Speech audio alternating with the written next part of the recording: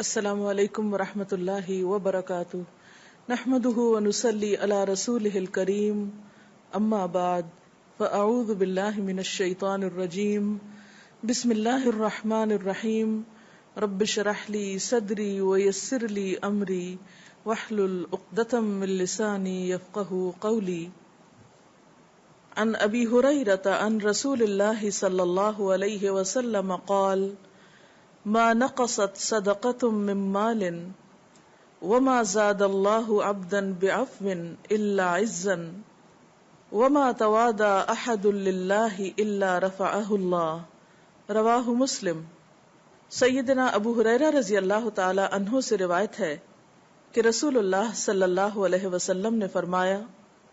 صدقہ مال کو کم نہیں کرتا، اور جو معاف کر دیتا ہے اللہ تعالیٰ اس کی عزت بڑھاتا ہے، اور جو اللہ تعالیٰ کے لیے تواضع اختیار کرتا ہے اللہ تعالیٰ اسے بلندی عطا فرماتا ہے۔ اس حدیث کو مسلم نے روایت کیا ہے۔ ہم دیکھتے ہیں کہ اس حدیث میں 3 باتوں کا ذکر کیا گیا ہے۔ نمبر 1 صدقہ کرنا، نمبر 2 معاف کرنا، نمبر 3 تواضع اختیار کرنا۔ پہلی بات جو فرمائی گئی وہ ہے ما نقصت صدقۃ من مال، صدقہ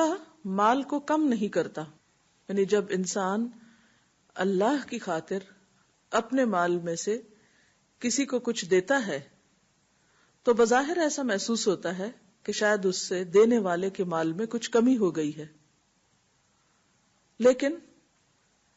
اپنی روح کے اعتبار سے دینا مال کو بڑھاتا ہے، مال میں برکت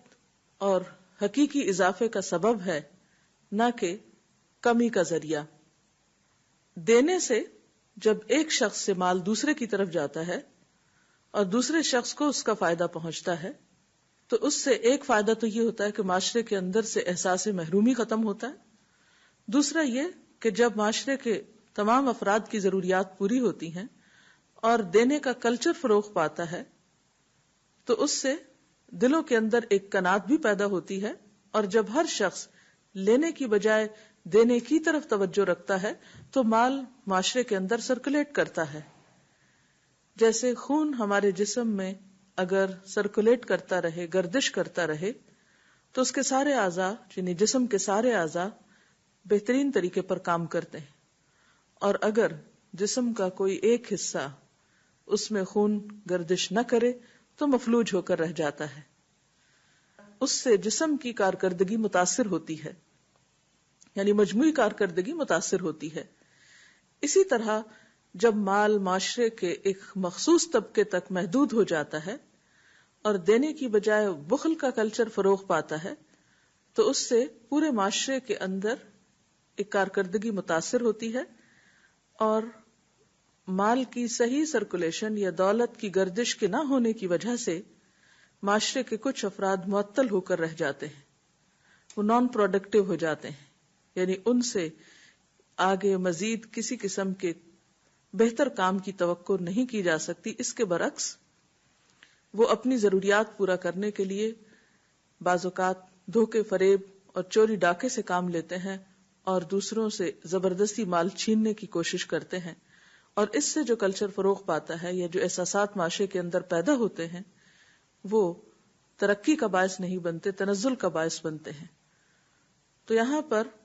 بطور خاص یہ بات سمجھائی جا رہی ہے کہ جب تم مال خرچ کرنے والے ہوگے تو اس سے معاشرہ ترقی کرے گا،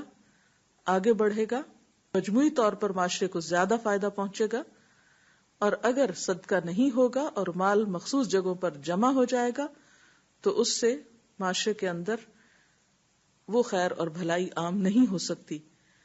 ویسے بھی ہم دیکھتے ہیں کہ جو شخص اللہ کے راستے میں مال خرچ کرتا ہے تو اس کا مال کئی گنا بڑھا دیا جاتا ہے اجر و ثواب میں، اور اس کا فائدہ اور صلہ اس کو دنیا اور آخرت دونوں میں ملتا ہے۔ قرآن پاک میں ہم دیکھتے ہیں اللہ تعالیٰ فرماتے ہیں مثل الذین ينفقون اموالهم فی سبیل اللہ کمثل حبۃ انبتت 7 سنابل فی کل سنبلۃ 100 حبۃ واللہ یضاعف لمن یشاء۔ جو لوگ اپنے مال اللہ کی راہ میں خرچ کرتے ہیں ان کے خرچ کی مثال ایسی ہے جیسے ایک دانہ بویا جائے اور اس سے 7 بالیں نکلے اور ہر بال میں 100 دانے ہوں،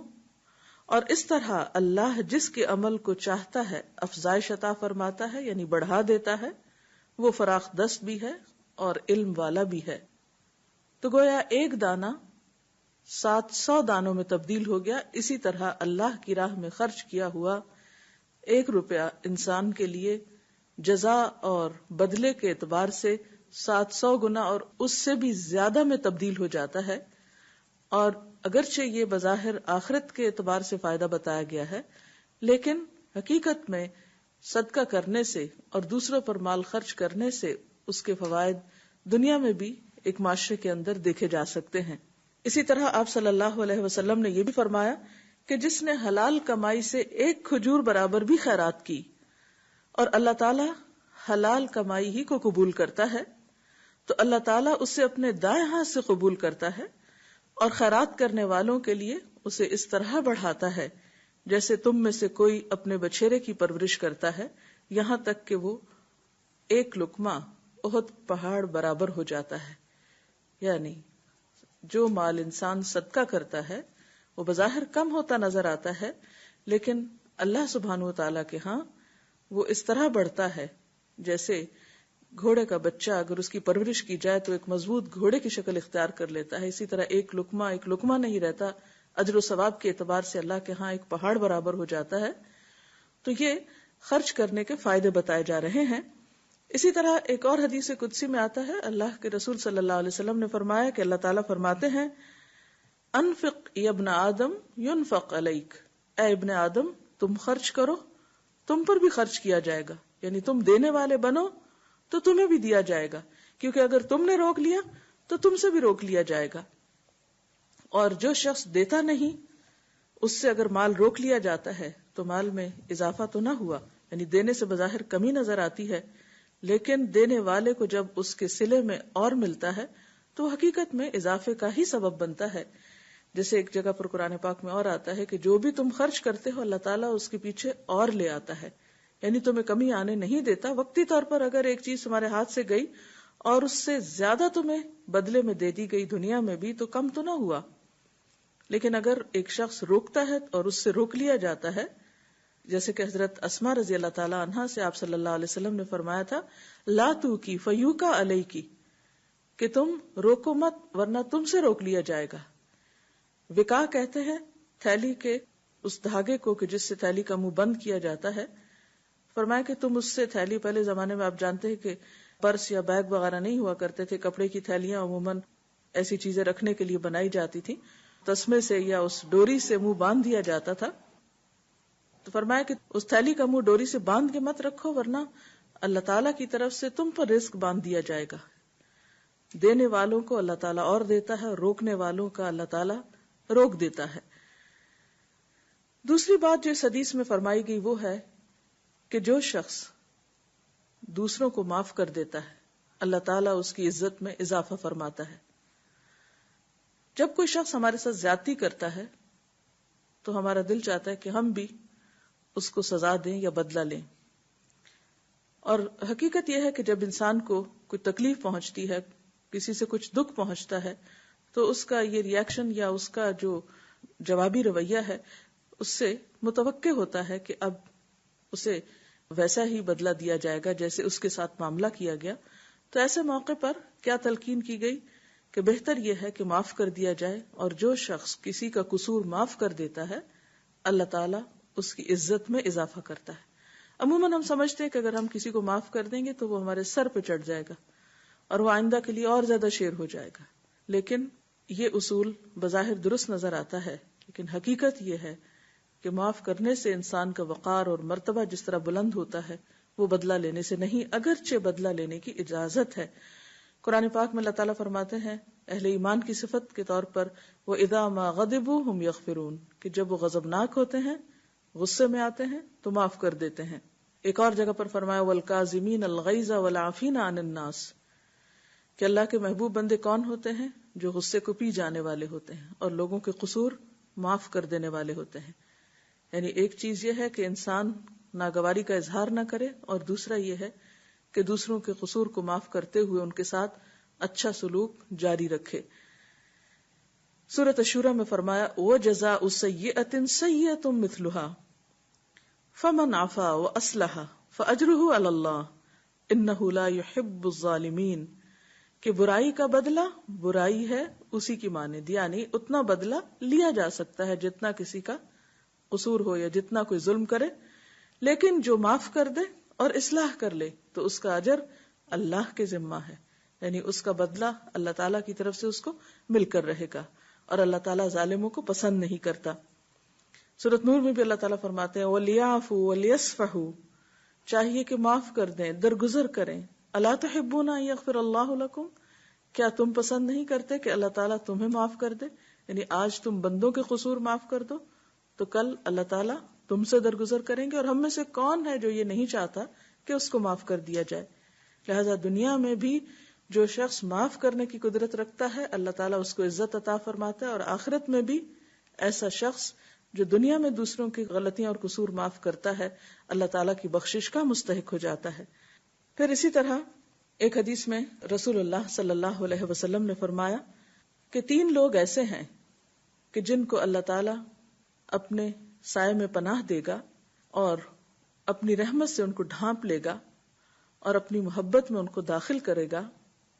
ان میں سے ایک شخص وہ ہے کہ جسے کچھ دیا جائے تو وہ شکر گزار ہو، اور جب وہ قدرت پا جائے یعنی اپنے ستانے والے پر تو غفرہ اس کو معاف کر دے، وَإِذَا غَضِبَ فَطَرَ اور جب وہ غضبناک ہو تو اپنے آپ کو روک لے۔ ایسے لوگ اللہ کے محبوب بندے ہیں اور اللہ کی رحمت کے مستحق ہیں۔ اسی طرح حضرت عائشہ سے رسول اللہ صلی اللہ علیہ وسلم کے اخلاق کے بارے میں جب دریافت کیا گیا تو کہنے لگی کہ رسول اللہ صلی اللہ علیہ وسلم نہ تو فحش گو تھے اور نہ آپ بازاروں میں شور و غل کرتے، نہ برائی کا بدلہ برائی سے دیتے، بلکہ آپ معاف کر دیا کرتے تھے اور درگزر فرماتے تھے۔ یعنی آپ کے اچھے اخلاق میں سے جو بہترین خوبی تھی وہ کیا کہ آپ دوسروں کے قصور معاف کر دیتے۔ اسی طرح حضرت عائشہ ہی بیان کرتی ہیں کہ جب کبھی بھی رسول اللہ صلی اللہ علیہ وسلم کو 2 کاموں میں اختیار دیا جاتا تو آپ ان میں سے اس کام کو اختیار فرماتے جو نسبتاً آسان ہوتا، بشرطے کہ وہ گناہ نہ ہو، اور اگر وہ گناہ ہوتا تو آپ لوگوں میں سب سے زیادہ اس سے دور رہنے والے تھے۔ اور رسول اللہ صلی اللہ علیہ وسلم نے اپنی ذات کے لیے کبھی کسی سے انتقام نہ لیا۔ ہاں اگر اللہ تعالیٰ کی کسی حرمت کو توڑا جاتا تو آپ خدا کے لیے اس سے انتقام لیتے، یعنی آپ اگر کبھی کسی سے بدلہ لیتے تو اپنی ذات کے لیے نہیں بلکہ دین کی وجہ سے۔ اسی طرح حضرت ابو درداء کہتے ہیں کہ میں نے رسول اللہ صلی اللہ علیہ وسلم کو فرماتے ہوئے سنا کہ جس شخص کے بدن کو کچھ صدمہ پہنچے، یعنی کسی کی طرف سے کچھ چوٹ لگ جائے، کوئی مثلا کوئی کسی نے پش کر دیا، دھکا لگ گیا، کونی لگ گئی، یا اچانک کوئی چیز کسی کے ہاتھ سے چھوٹ کے گر پڑی اور دوسرے کو صدمہ پہنچا، تو وہ صدمہ پہنچانے والے سے اس کا بدلہ نہ لے بلکہ اسے معاف کر دے تو اللہ تعالیٰ اس کے باعث یعنی اس کی اس معاف کرنے کی وجہ سے اس شخص کا ایک درجہ بلند کر دے گا، اس کے گناہ معاف کر دے گا۔ اور وہ کہتے ہیں کہ اس بات کو میرے دونوں کانوں نے سنا اور میرے دل نے اسے یاد رکھا، یعنی ایسے شخص کے لیے درگزر کا وعدہ ہے۔ تیسری چیز جو اس حدیث میں بیان کی گئی وہ ہے تواضع اختیار کرنا، یعنی عاجزی اختیار کرنا، کہ وما تواضع احد للہ الا رفعہ اللہ، کہ کوئی شخص جو اللہ کے لیے تواضع اختیار کرتا ہے اللہ تعالیٰ اس کو بلندی عطا کرتا ہے۔ عام طور پر یہ بھی سمجھا جاتا ہے کہ جب انسان عاجزی اختیار کرے تو لوگ اس کے سر چڑھ جاتے ہیں، یا یہ کہ اس کو اور زیادہ دباتے ہیں۔ اس لیے بہتر ہے کہ انسان دوسروں کے ساتھ برابری کا معاملہ کرے یا ایسا رویہ اختیار کرے کہ کسی کی جرت نہ ہو کوئی بھی زیادتی کرنے کی۔ تو یہ فلسفہ بھی اس حدیث کی روح سے درست نہیں، کیونکہ عاجزی اور انکساری اللہ تعالیٰ کو اپنے بندوں میں پسند ہے، اور جو شخص تکبر کا مقابلہ عاجزی کے ساتھ کرتا ہے بظاہر دیکھنے میں وہ کمزور نظر آتا ہے، لیکن حقیقت ہے کہ اس کا مقام اور مرتبہ اور محبت اس کے لیے لوگوں کے دلوں میں زیادہ ہوتی ہے بنسبت اس شخص کے جو اپنے آپ کو بڑی چیز سمجھے اور خود کو دوسروں پر مسلط کرے. قرآن پاک میں رسول اللہ صلی اللہ علیہ وسلم کے لیے فرمایا گیا کہ وَخْفِضْ جَنَاحَكَ لِمَنِ اتَّبَعَكَ مِنَ الْمُؤْمِنِينَ، کہ آپ مومنوں میں سے ان کے لیے جو آپ کی پیروی اختیار کیے ہوئے ہیں اپنے بازو جھکا کر رکھیے، یعنی عاجزی اختیار کیجئے. پھر اسی طرح آپ صلی اللہ علیہ وسلم نے یہ بھی فرمایا من تواضع لأخیہ المسلم رفعہ اللہ، جو اپنے مسلمان بھائی کے لیے عاجزی اختیار کرے گا، تواضع اختیار کرے گا، اللہ تعالیٰ اس کو بلندی عطا کرے گا. ایک اور روایت میں آپ نے فرمایا کہ اللہ تعالیٰ نے میری طرف وحی بھیجی ہے کہ بندے آپس میں تواضع اختیار کریں، حتیٰ کہ کوئی کسی پر فخر نہ کرے، یعنی مال یا حسب نسب یا کسی بھی اعتبار سے کوئی کسی پر اپنی بڑائی نہ جتائے اور نہ ہی کوئی کسی پر زیادتی کرے. آپ صلی اللہ علیہ وسلم خود بھی تواضع کا نمونہ تھے. آپ کی تواضع صرف ان لوگوں کے لیے نہیں تھی جو بہت سمجھدار تھے یا جن کا کچھ مقام تھا معاشرے کے اندر، ان کے لیے بھی آپ انتہائی ہمبل اور مہربانی کا معاملہ کرنے والے تھے کہ جو معاشرے کے پسے ہوئے افراد تھے یا جن کی بظاہر کوئی سے نہ تھی. اسی طرح آپ صلی اللہ علیہ وسلم جب بچوں کے پاس سے گزرتے تو ان کو خود سلام کرتے، ان کے ساتھ مہربانی اور شفقت کا سلوک کیا کرتے تھے. اسی طرح جب آپ اپنے گھر میں ہوتے تو گھر کے کام کاج میں بھی آپ ہاتھ بٹاتے. حضرت عائشہ بتاتی ہیں کہ آپ صلی اللہ علیہ وسلم گھر والوں کی خدمت میں لگے رہتے، جب نماز کا وقت ہوتا تو تشریف لے جاتے. تو بہرحال مجموعی طور پر یہ حدیث ہمارے اندر بہترین اخلاق کی ضامن ہے اگر ہم اس پر عمل کریں. سب سے پہلی چیز یہ کہ دینے سے مال کم نہیں ہوتا، دوسری چیز یہ کہ معاف کرنے سے اللہ تعالیٰ عزت بڑھاتا ہے، اور تیسری چیز یہ کہ تواضع اور عاجزی اختیار کرنا انسان کی بلندی کا ذریعہ بنتا ہے. اس سلسلے میں اگر آپ کے ذہن میں مزید کوئی سوال ہو تو آپ کر سکتے ہیں. جی، اس حدیث میں جیسا کہ ہمیں صدقہ کرنے کا حکم ملتا ہے تو تھوڑا سا اس بات کی وضاحت کر دیجئے کہ صدقے کی لیمیٹیشنز کیا ہیں، کوئی شخص کس حد تک صدقہ کر سکتا ہے؟ جی، قرآن پاک میں بھی اس کے بارے میں ایک آیت میں آتا ہے کہ یسألونک ماذا ینفقون، لوگ آپ سے پوچھتے ہیں کہ وہ کیا صدقہ کریں، کیا خرچ کریں. قل العفو، آپ کہہ دیجئے کہ جو ضرورت سے زائد ہو. تو یہ آیت ہمیں ایک بہترین طریقے سے ہماری رہنمائی کرتی ہے کہ ہم کتنا صدقہ کریں یا کیا چیز صدقہ کریں. اس میں سب سے پہلی بات تو یہ ہے کہ انسان اپنی ذاتی ضروریات کو دیکھے، پھر ان لوگوں کی ضروریات کو دیکھے جو اس پر ڈیپینڈ کرتے ہیں، کیونکہ آپ صلی اللہ علیہ وسلم نے فرمایا وَابْدَأْ بِمَنْ تَعُولُ، ان سے ابتدا کرو جن کی کفالت تمہارے ذمہ ہے. پھر اس کے بعد ایک حصہ انسان دوسروں پر بھی خرچ کرے. یعنی آپ یوں سمجھیں کہ اپنی ذات اور اپنے گھر والوں سے ابتدا کرتے ہوئے انسان اس سلسلے کو آگے بڑھا سکتا ہے، پھر اپنے رشتہ داروں کو، پھر ہمسایوں کو، پھر جو اس کے سامنے ضرورت مند لوگ ہوں، اور پھر اس کے بعد دائرہ وسیع سے وسیع تر ہو سکتا ہے. ہر انسان کی اپنی لمٹس ہوتی ہیں، لیکن یہ ہمیں کہیں بھی نہیں کہا گیا کہ خود فاقہ کاٹ کر اپنے گھر والوں کو بھوکا رکھ کر انسان سب کچھ صرف باہر والوں پہ خرچ کر دے. ہر معاملے میں اعتدال زیادہ بہتر ہے. حدیث میں آتا ہے خیر الامور اوسطها، سب سے بہترین کاموں میں سے وہ ہے جس میں اعتدال اختیار کیا جائے، یعنی اعتدال کی روش سب سے پسندیدہ روش ہے. تو اس میں اگر انسان اپنے اوپر اور اپنے اہل و عیال کے اوپر خرچ کرتا ہے اور پھر اس کے بعد جو بچ جاتا ہے اس میں دوسروں کو شریک کرتا ہے تو زیادہ پسندیدہ ہے. جیسے آپ دیکھیے کہ قربانی کا گوشت ہے، اگر چاہے تو انسان سارا خود بھی استعمال کر سکتا ہے، اس میں کوئی ممانعت نہیں، لیکن پسندیدہ کیا ہے کہ ایک حصہ اپنے اوپر خرچ کرے، یعنی خود استعمال کے لیے رکھے، ایک حصہ دوستوں عزیزوں رشتہ داروں کے لیے، اور ایک حصہ غریبوں یتیموں مسکینوں کے لیے. تو اسی طرح انسان اپنے مال کے بارے میں بھی کر سکتا ہے کہ خود پر، قریبی رشتہ داروں پر، پھر دور کے رشتہ داروں پر، مہمانوں کا بھی حق ہے، دوستوں کا بھی حق ہے، ہمسایوں کا بھی حق ہے، اور اس کے بعد باقی تمام جو فقراء اور غریب لوگ ہیں ان کا بھی اس کے مال میں حق ہے. رسول اللہ صلی اللہ علیہ وسلم کی ایک اور خوبصورت بات جس میں ہمیں موٹیویٹ کیا گیا دینے کے لیے، حدیث کے دوسرے حصے سے میں آپ سے ایک پہلو پر چاہوں گی کہ آپ روشنی ڈالیں کہ یہاں پر جو کہا گیا کہ جو معاف کر دیتا ہے اللہ تعالیٰ اس کی عزت بڑھا دیتا ہے. تو بعض اوقات ہم بدلہ تو نہیں لیتے، لیکن ہمارے دل میں اس شخص کے لیے کچھ زیادہ اچھے جذبات بھی نہیں ہوتے، یا یہ کہ ہمارا موڈ تھوڑا اس سے آف رہتا ہے. تو معاف کرنے میں کیا چیز شامل ہے؟ معاف کرنے کا مطلب یہ ہے کہ انسان اس شخص کے ساتھ جواباً وہ سلوک نہ کرے جو اس نے ہمارے ساتھ کیا ہے. پھر دوسری بات یہ کہ اس کی برائیاں ادھر ادھر نہ کرتا پھرے. تیسری بات یہ ہے کہ بدلہ نہ لے اس سے. تو یہ تمام چیزیں معاف کرنے میں آتی ہیں. جہاں تک دل کے احساسات اور جذبات کا تعلق تو قدرتی بات ہے کہ جو ہمارے ساتھ اچھا نہ کرے اس کے ساتھ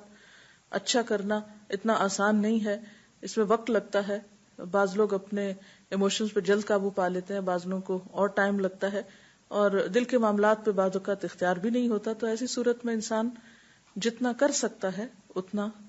کرتا رہے، کیونکہ اسی آیت کے آخر میں آتا ہے واللہ یحب المحسنین، کہ اللہ احسان کرنے والوں کو پسند کرتا ہے. اور احسان کیا ہے کہ جس نے آپ کے ساتھ اچھا نہیں کیا آپ اس کے ساتھ پھر خوبصورت معاملہ کریں. ایک اور بات جو کہ حدیث کے تیسرے حصے سے ریلیٹڈ ہے، جیسے کہ اس میں رسول اللہ صلی اللہ علیہ وسلم نے فرمایا کہ جو شخص اللہ تعالیٰ کے لیے تواضع اختیار کرتا ہے اللہ تعالیٰ اسے بلندی عطا فرماتے ہیں. تو تواضع یا عاجزی اور مسکینی میں کیا فرق ہے؟ تواضع اور عاجزی انسان کی سیلف ریسپیکٹ کو ختم نہیں کرتی، لیکن بنیادی طور پر اس میں جو بات آتی ہے وہ یہ کہ انسان دوسرے پر چڑھائی نہیں کرتا، یا دوسرے کو دبا کے نہیں رکھتا، یا دوسرے کو حقیر نہیں سمجھتا. اور مسکینی یہ ہے کہ انسان بلا وجہ اپنے آپ کو کمزور ظاہر کرے. تو کمزور ظاہر کرنا بھی مراد نہیں یہاں، اور دوسرے کے اوپر اپنا رعب جمانا بھی مقصود نہیں. مراد یہ ہے کہ انسان ایک معاملہ کرتے ہوئے ایک شریفانہ معاملہ کرے اور ان دو انتہاؤں کے بیچ میں اعتدال میں رہے، آسان طریقے سے اچھے اخلاق کے ساتھ اپنے رویے، اپنی گفتگو، اپنی آواز، اپنے طور طریقے میں دوسرے کے ساتھ ایک شریفانہ معاملہ اختیار کرے، نہ تو دوسرے کے سامنے ذلیل پڑ جائے اور نہ ہی دوسرے کے سامنے تکبر اور ہٹ درمی کا مظاہرہ کرے. تواضع کے سلسلے میں میرے ذہن میں حضرت عمر رضی اللہ تعالی عنہ کا کردار آ رہا تھا کہ خلیفہ وقت ہوتے ہوئے، اتھارٹی رکھتے ہوئے، اور پھر ایک بہترین پرسنالٹی جو ان کی نظر آتی ہے، اس کے باوجود وہ ایک تواضع بھی اختیار کرنے والے تھے. کہ ایک شخص نے جب ان سے کہا تھا کہ اے عمر ڈرو اللہ سے، تو انہوں نے اپنا گال جو ہے وہ زمین پر رکھ دیا تھا. تو اس میں تھوڑا سا یہ پوچھنا چاہوں گی کہ تواضع کا مطلب یہی سمجھ میں آتا ہے کہ جیسے ایک ہمبلنس ہونی چاہیے انسان کے اندر، اتھارٹی رکھتے ہوئے پھر انسان جو ہے وہ عاجزی کا مظاہرہ کرے. کیا یہی اس سے مراد ہے؟ جی یہی اس سے مراد ہے کہ ایک انسان اس طرح کا رویہ دوسرے کے ساتھ رکھے کہ دوسرا کھل کر اپنی بات کر سکے. یعنی دو افراد کے درمیان معاملے میں کوئی دیوار حائل نہ ہو یا کمیونیکیشن گیپ نہ ہو. انسان دوسرے کو اپنی بات کنوے بھی کر سکے اور دوسرے کی سننے کا حوصلہ بھی ہو، اور آپس کا ایک خوبصورت تعلق بھی ہو. یعنی اس میں اگر دوسرا حق پر ہے تو اعتراف بھی ہو اس کی سچائی کا، دوسرے کی خوبی کا، یعنی دوسرے کو اپریشیٹ کرنے کا بھی حوصلہ ہو. اور جب انسان عدل اور انصاف سے کام لیتا ہے تو یقینی طور پر اس میں صرف اپنی ہی نہیں دوسروں کی بھی خوبی اور بھلائی نظر آتی ہے. اور پھر جب انسان اپنے سے زیادہ بہتر کسی کو دیکھتا ہے تو اس کا اعتراف بھی خوشی سے کر سکتا ہے. اسی کو بات کو تھوڑا سا اور مزید وضاحت آپ سے چاہنے کے لیے وہ یہ کہ سمجھ میں یہ آتا ہے کہ تواضع جو ہے it's not only the superficial kind of gestures, rather it is جو کہ دل کا معاملہ ہے، کہ دل آپ کا جو ہے وہ دوسروں کو اسپیس دینے میں تاکہ وہ بھی اپنی بات کہہ سکیں اور آپ اپنی بھی بات کہہ سکیں، کچھ اس طرح کا معاملہ سمجھ میں آتا ہے. تو کیا اس پر آپ روشنی ڈالیں گے کہ یہی ہے اس کا مطلب؟ یہی اس سے مراد ہے کہ انسان اپنی ذات سے دوسروں کو خوف زدہ نہ کرے یا دوسروں کو اپنے سے دور نہ کرے، یعنی ان کو قریب آنے سے نہ روکے. یعنی ایک حدود کے اندر، اعتدال کے اندر رہتے ہوئے اس طرح کا رویہ رکھے کہ جس میں بغیر کسی پیچیدگی کے نارمل طریقے سے انسان اپنی بات پہنچا بھی سکے اور دوسرے کی سن بھی سکے. اس کے ساتھ ہی ہمارے آج کے پروگرام کا وقت اپنے اختتام کو پہنچتا ہے. اجازت چاہتے ہیں. السلام علیکم ورحمۃ اللہ وبرکاتہ.